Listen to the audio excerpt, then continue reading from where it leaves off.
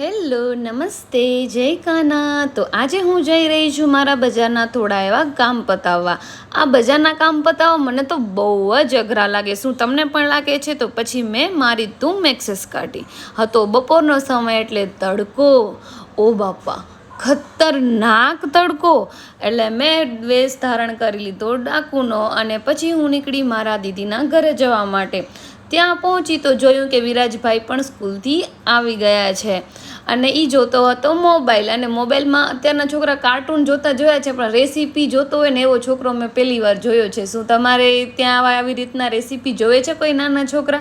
કેમ કે અમારા આ ભાઈ તો રેસીપી જોતા જ નથી, ખાલી બનાવે પણ છે.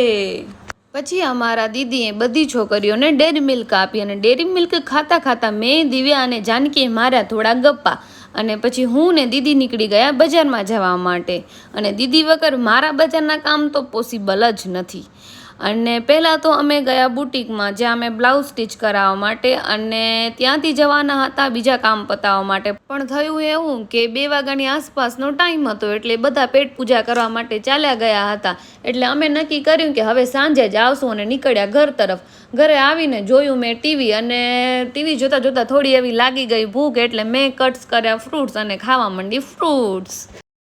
થોડી વાર રેસ્ટ કર્યું ત્યાં તો ટ્યુશનના છોકરાઓ આવી ગયા હતા અને હમણાં એક્ઝામ ચાલી રહી છે તો થોડા એવા સિરિયસ થઈ ગયા છે, એટલે ટ્યુશન પતાવ્યું એટલે થઈ ગઈ હતી સાંજ. તો બજારમાં જવાની કરી નાખી આળસ અને પાછી પહોંચી ગઈ મારા ફેવરિટ દીદીના ઘરે.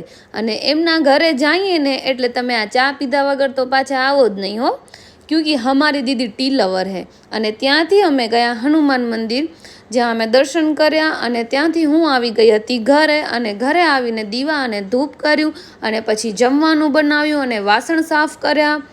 અને પછી જમીને નીકળી ગઈ વોક કરવા માટે. વોક કરીને આવીને સૂઈ ગઈ. અને પાછું બીજા દિવસે સન્ડે હતો, એટલે છોકરાઓને એક્ઝામ ચાલી રહી છે એટલે રજા તો રાખી શકું નહીં.